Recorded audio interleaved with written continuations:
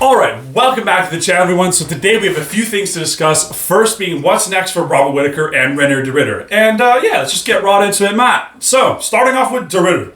So he was asked, I think in the post-fight press conference, it's like, so what do you want next? Great win over Robert Whittaker. And he's like, I'm going to go on the beach with my family, and then I'll be in the gym probably next week, and I'll be improving, and maybe I'll choke out Chimaev and Dricus. And it's like, you know, it's good to have that sentiment of wanting the title shot. You know what I mean? I hate when fighters like pretend like they don't care about the title. So it's good in that sense. But at the same time, there's a few problems with wanting the title shot right now. Because the first thing is, it was a split decision. And obviously, I think de Ridder won clearly. But if it's able to debate you beating Whittaker, you know what I mean? It's questionable for what it does. Obviously, he went up in the rankings. I think he's at number 5 now. So that's good.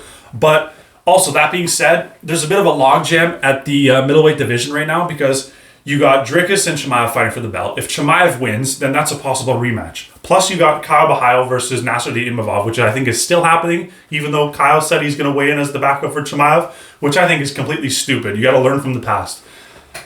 Tony Ferguson, he weighed in at 155 for, I don't remember what it was. I think it was like some sort of championship thing or whatever.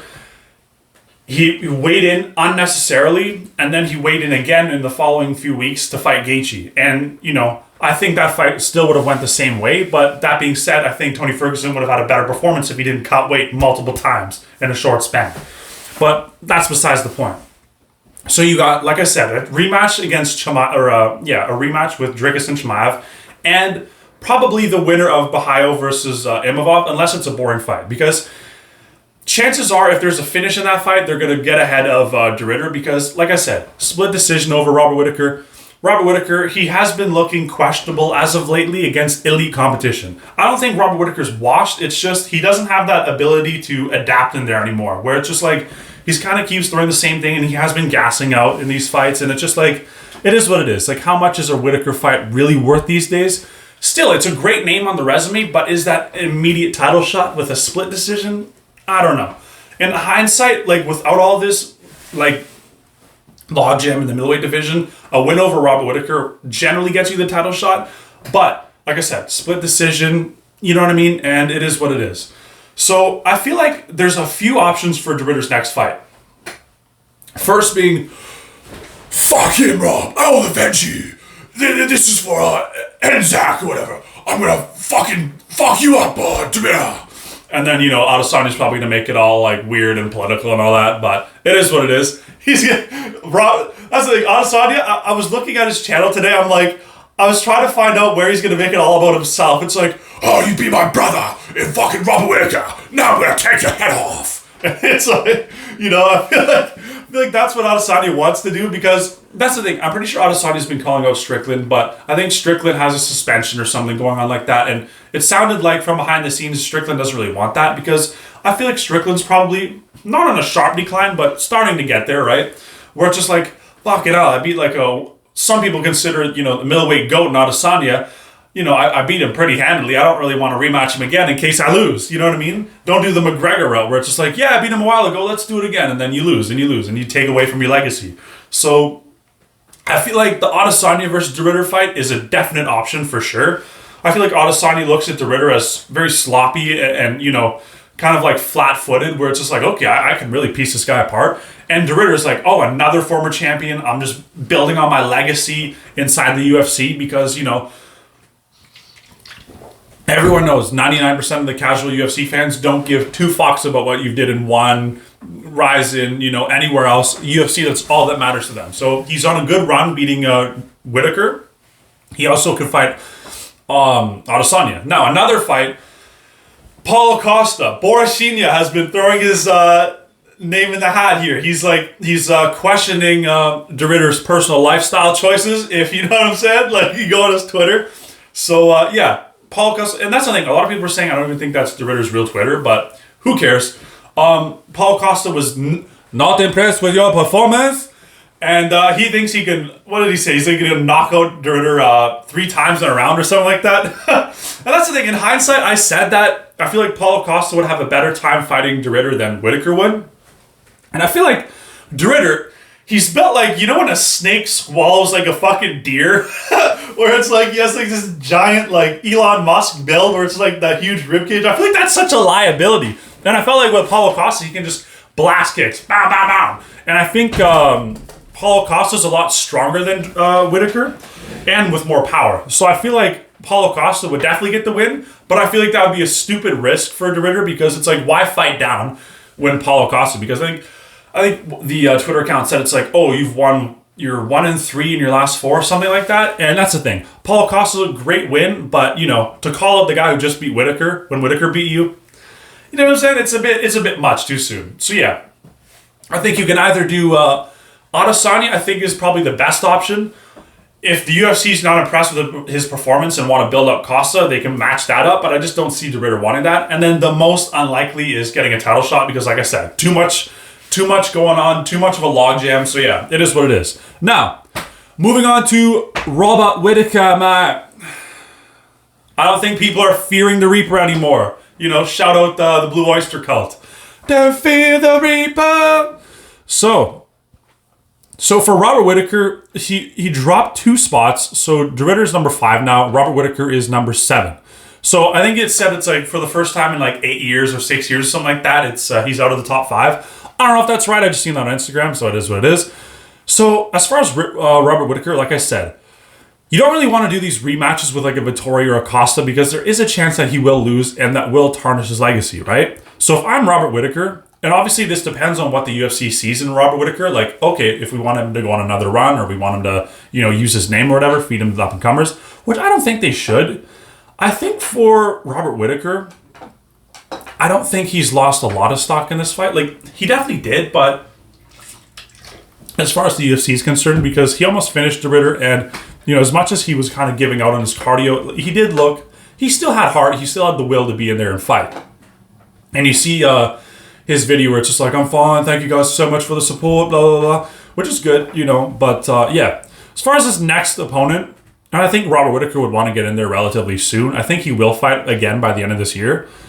I'm looking at the names here. So Cannonier's booked at number 8. Delidze's pretty sure I'm booked against Anthony Hernandez at 9 and 10. And then at number 11, you have Brendan Allen. So Brendan Allen's coming off of a win over Marvin Vittori. And that fight, you know, it was kind of back and forth, but Brendan Allen definitely won that. And I feel like Brendan Allen will look at Whittaker. He's like, yeah, I could definitely beat him. You know, I'm just on my championship run now. Which, after he beat Marvin Vittori by a fairly close fight, like I said, obviously Brendan Allen won, but yeah, for him to be like, yeah, I'm going to be a champion because of this win. It's like, pump the brakes. I think you do Brendan Allen versus Robert Whittaker. I feel like that's a very winnable fight for Robert Whittaker. Robert Whittaker's like, okay, he's not exactly, you know, explosive nuclear power on the feet. He's not exactly the best technique.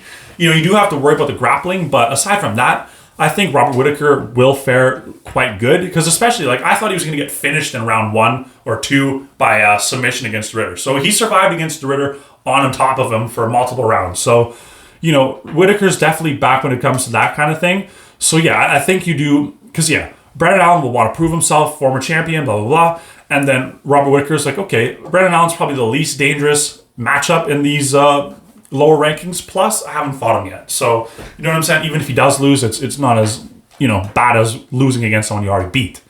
Now, that being said, as far as Petr Yan and Marcus McGee. Now, I know Petr Yan, he's calling for a title shot, which I think he should get for sure. But that being said, I've said in my other video as well, I feel like if whoever Umar's fighting next and how he beats him might catapult him in front of Petr Yan. That's why I was saying for Petr Yan, pump the brakes, wait another month or 2 and fight Umar. Don't fight McGee, because that's the thing. If you look at the damn rankings, Petr Yan didn't even move. He didn't even move from beating Marcus McGee. So it's good. It's good for activity, and that's the thing. Like, you can't take too much away from Petr Yan because it's like, oh, well, you shouldn't have fought this guy. Like, that's my opinion. But he's staying in there. He's staying active. He wants to stay sharp. Take notes, Tsarukyan. Fucking hell. But yeah, so Marcus McGee, he goes down 1 spot. And then, yeah, as far as Petr Yan, I feel like I said, worst case scenario for Petr Yan, let's say, Yeah, let's say Umar fights Song Yadong or some like bigger name like that, right? And then gets a complete like either KO or a really dominant submission, something like that, right? He'll be put in front of Petr Yan because I feel like they value Umar more than Petr Yan as far as like the name value and everything. You could have Khabib walk him out and all that. So yeah. Plus, another thing that Umar has on his side is that the competitiveness of the Merab fight. Whereas Petr Yan, he got 50-45, 50-44, I'm pretty sure in some points. Where it's just like, is the appetite to see that rematch there yet? I don't know. Like, Petr Yan, he has looked good in his last few, but that being said, I don't know. He definitely could get the next title shot, and I'm pretty sure Merab accepted that. But let's say worst case scenario, Umar wins in dominant fashion. He's getting the next title shot. Okay, I'm Petr Yan. I'm obviously pissed off. But I look at the top rankings. It's like, okay, so who do I have ahead of me? Umar, which obviously not. Sean O'Malley. Now, Sean O'Malley, I'm pretty sure he wants to stay in bantamweight. I'm pretty sure he said that multiple times because I said, like, hey, maybe try out 45, maybe switch gyms, whatever. I feel like Petr Yan, let's say Umar's getting the next title shot, it's going to be a while for Petr Yan to fight. And Petr Yan, from what it seems, like he wants to stay relatively active. So if I'm Petr Yan, I'm like, okay, I think I beat O'Malley in the first fight. Not only that, I can avenge my, loss, because a lot of people don't think he lost.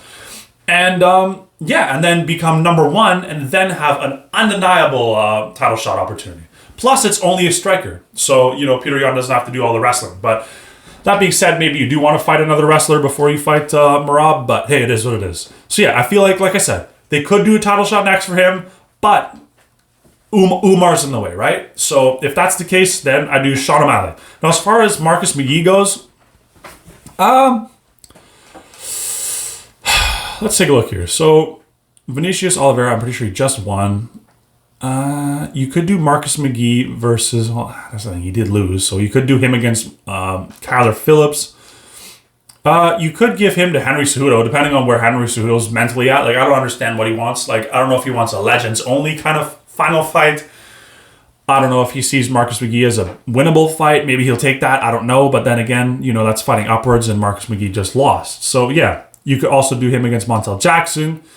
But yeah, I don't know. As far as Marcus McGee, like, I just don't think his stock dropped too much. Like, obviously he was, clearly beaten by Petr Yan, but, he didn't look like he was just getting slapped down, like, da, da, da, da, da, like, didn't know what he was doing, like, didn't belong there, right? So, yeah, I feel like, yeah, you could do it, Vinicius Oliveira, depending on where they see Marcus McGee, or Kyler Phillips.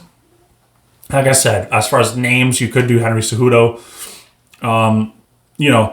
Maybe even Ayman Zahabi, because, what he did with Jose Aldo, and a lot of people think that Jose Aldo won that fight, and UFC could be like, hey, here's Marcus McGee. But, it all depends on what the UFC sees in Marcus McGee. But, yeah, if they want to build off another name, then maybe book a Kyler Phillips to get him back in the win column. But, yeah, I guess it's up to the UFC at that point. Now, as far as Shara Magomedov goes, so he beat Marcus Andre Barriault, and he was unranked. So it is what it is. But if we go up to the middleweight rankings here, hold on. All right, so I feel like what you can do with Shara Magomedov is, and maybe Abus will be annoyed with this because having a fight down, but I feel like you can book him against Abus Magomedov for a really good fight for the first round, and then Abus Magomedov basically has no cardio past the first round, and I just don't think that... Then again, Shara has been getting hit, but I don't think Abus has enough to get him out of there in round one. And as long as you beat the round one against Abus Magomedov, you're chilling for the rest of the fight. All you have to do is throw a few strikes per minute and you're winning, 100%. So I feel like if you do that, you can get a highlight finish for Shara Magomedov, upcoming star. Like I said, I think he's more like a fun fighter than like a championship because of the wrestling and everything like that. But... And not only that, I don't think he'll be able to fight in the U.S. because of his eye, but it is what it is. So yeah, I think you can do him versus Abus Magomedov, or you can do him versus Roman Kopylov as well. Or, as far as big name value goes, well, relative big name, you can do him versus Marvin Vettori. I feel like Marvin Vettori will be like, oh, this guy doesn't have any wrestling. Like, I'll beat his ass. You understand what I'm saying? So, Yeah, I think Marvin Vettori. Yeah, you can do Marvin Vettori because that's the thing. Well, Marvin's a wrestler. You know what I mean? He is, but he's not the best wrestler. Let's be real. Like he had Autoson. He was on Autoson. He was back, and he didn't even put in the arm or the leg bar, whatever you want to call it. Fuck, I sound like an idiot. But yeah, you know what I'm saying. Where you wrap your leg around the guy and then whatever. Anyways, yeah, so you could do Vettori for his name value, but yeah, either Roman Kopylov or Abus Magomedov, preferably Abus because it's probably the easiest matchup for him. And then, yeah, instant highlight reel. And yeah, as far as other names go, Brad Mitchell looked good in his 135 debut. Now, there was another unranked fight, so it is what it is. I feel like I don't know. Like I feel like you could. Henry Cejudo might want to take that one. You know, pull the whole. You know, actually, I don't know. I don't know if Cejudo would take that. I don't know. Yeah, it's tough to call because he's unranked as well. Like you can do Bryce Mitchell versus like a Kyler Phillips. Yeah, I don't. Cejudo would want to take that. I feel like Cejudo still thinks he's. Still big ups himself too much. Like I just don't think Cejudo would take that. So yeah, maybe not that. So, yeah, I don't know with Bryce Mitchell. I don't know. I feel like yeah.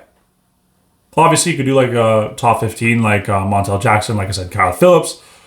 You could even do a Marcus McGee. Honestly, yeah, you could do Marcus McGee versus Bryce Mitchell. Yeah, I think it depends where the UFC sees Bryce Mitchell as well. And it's just like, if Bryce Mitchell wants to get on a roll to the title shot, maybe give him someone outside the top 15, then you go. But yeah, as far as him being able to beat Said Nurmagomedov, he shows potential. So yeah, I feel like you could definitely get him up there in the rankings. Like, you know, top 15, you know, 14, maybe 13. But yeah, like I said, the Cejudo one's kind of wishful thinking. I just doubt that's going to happen. So yeah. Realistically, yeah, maybe Kyler Phillips, Montel Jackson, or McGee, depending on where they see him. So yeah. Now, moving on. Ilia Topuria. So he was at dinner with the Nelk boys, and if you guys seen the video, remember when they were talking about like, oh, you can meet your wife in Miami? Put that in the vlog. And Topuria's like, hey, what do you mean by that? Fucking room goes silent. You know, fucking hell. There were so many clips of that kind of thing I was watching. Quite funny. But yeah. Besides the point, so he was at dinner with the Nelk boys, and he was talking about his future and all that, and then someone brought up Arman, and yeah, this is what he said. Hold on. So Ilia says, when you put so much effort in the game, and whatever you're doing, you have a guy in front of you who you don't know, that he might pull out from the fight. And it's like, it's so frustrating, because it's like, I get what Ilia's doing. Like, obviously, you want to downplay your future opponents and all that. And I'm sure everyone's like, Ilia's ducking him, Ilia's ducking him. I don't know. It's just, it's frustrating because it's like, sure, Arman did pull out of the Islam Makhachev fight, but I feel like everyone's blowing this way to proportion. It's like people are acting like he's like, who's that one guy who constantly pulls out of fights? I don't know if it's, is it Manel Cap, maybe? I'm pretty sure, yeah, Manel Cap's been pulling out a lot. What was that one guy? I don't remember. There was this one guy who's like pulled out more times than he actually fought. I think it was Mavsar or something like that. But I'm pretty sure Mavsar pulled out, like, a lot of times it wasn't his fault, but still. I feel like, yeah, to act like Arman Tsarukyan's like a classic pullout artist, I just don't think he is. I think, you know, worst possible scenario for Arman Tsarukyan, he had to pull out of a title shot, and now he's in the doghouse with the UFC. You know, he's got to sleep on the couch now. You know what I'm saying? Like, it's just, it's like fucking hell. Like, people are acting like Arman Tsarukyan is like the worst person alive. Like, it's so frustrating. Like, yes, he's kind of doing it to himself because he's not fighting and taking these, like, Mateusz Gamrot matchups. But at the same time, it's just like, until he does it multiple times, to act like he's doing this all the time, it's unfair to me. It is what it is. And then Ilia's like, that's not something good for us. He's like, my back. I don't fucking care. No one cares about the excuses. If they're going to... And then Ilia's like, they're going to give him a fight before the title shot. Which, at this point, I think he will. Because the last time he fought, I'm pretty sure it was UFC 300. Let me just take a look. UFC 300. And that was... When was that? April 23rd, or 13th, 2024. So it's been that long since Arman Tsarukyan. And he was booked in January of this year, but doesn't matter because he didn't actually fight. So, yeah, I was championing the whole give Arman the next title shot, and that's the thing. Obviously, I think that's probably the best fight in the middleweight or the lightweight title shot picture, but I just don't think that they're going to do that. Plus, like, you know how petty the UFC and Dana White is, so yeah. Arman will definitely need another fight before the title shot. And Arman Tsarukyan even responded to this, and he was pretty funny. He's like running after a duck. It's like, Ilia, don't run. It'll be quick, don't run. And it's like, it's good. But yeah, I feel like Arman definitely needs another fight. Either Gaethje, Hooker, or Paddy. Either one. I think Dan Hooker is probably the most realistic because I don't think Paddy Pimblett wants anything to do with Arman Tsarukyan if it's not for the title. And same with Gaethje. I think Gaethje's just like, no way I'm going to take that fight. You know, he has a better chance against like Paddy or Hooker, right? So yeah. And then Ilia's like, if I'm the world champion, I'm never going to give him a chance to fight for the title. I'll be like, listen, if that's the case, take my belt. I won't do it. And that's the thing. I feel like people are taking this the wrong way. And that's the thing. I think, what is English? Like, Ilia's 17th language. So he doesn't understand all the slang and all that yet. Like, he's not a perfect... Like, he's really, really good English, without a doubt. But as far as him saying, I'll never give Arman the title shot, and that's the thing. Obviously, this is speculation. I'm not Ilia's brain. Like, I don't know exactly how it works. But Ilia's a logical guy. I'm pretty sure he knows that he's going to have to fight Arman eventually if he wants to stay around in 155. But I just feel like, in context, he's meaning like, I'll never give him a title shot right away. Like, after he beats like a Gaethje or a Hooker or a Paddy, then I will. And that's, maybe this is wishful thinking, because that's the thing. Like, a lot of people are like, oh, Ilia's already pulling a John Jones, ducking. And there's truth on both sides, right? It is frustrating that he's like so unwilling to fight the number one contender. But that being said, this number one contender has been doing relatively nothing. I think he's like, fought once in the last 600 days. So let's be real, right? So yeah, not only that, Arman's healthy. So it's even more frustrating that he's just sitting around. And he could have fought Gamrot. So this is partially on Arman too. But yeah, I don't think Ilia's opposed to fighting Arman like permanently. I just think he's like, okay, Arman's not exactly a name right now. It's the toughest matchup by far. I'm going to have to do a whole wrestling training camp, which I think Ilia Topuria probably prefers fighting like these strikers because he's like, then I can mix up the wrestling and then get even more accuracy on my striking, because if they're worried about the takedown, then their hands go down and then boom, right? So yeah, I think, you know, everyone's like, oh, well, you're just scared of him because Arman's like, you know, he doesn't have a billion miles on his clock and he's young and he's in his prime, unlike Holloway, Oliveira, and Volk. And unfortunately, there is truth to that as well, right? Volk, you know, coming off the knockout loss. Holloway, you know, a trillion shots to the head before he fought that fight. And then Oliveira, same thing, dropped thousands of times. Well, I'm being exaggerating, but still. Yeah, obviously, like, if you're a Topuria hater, there is a case to make each one of his fights. So an Arman Tsarukyan definitely would be having no excuses in that regard. So, yeah, I get why people are frustrated by it. And not only that, I feel like Topuria would win this, clearly. Maybe in rounds, 2 or 3, like, it may be a little longer. But I think the problem with fighting Ilia Topuria is that you have to be perfect the entire time. Arman cannot get hit clean once. So that's the thing. Arman, he doesn't have this nuclear grade shit. Like, if you go back and watch his fights, he's been rocked multiple times. So I don't think Arman has like this diamond chin where just like bing, bing, bing, like a Vittori chin. So Arman has to play perfectly the entire time. Ilia Topuria needs to land one shot. One shot, that's it. In the entire 25 minutes.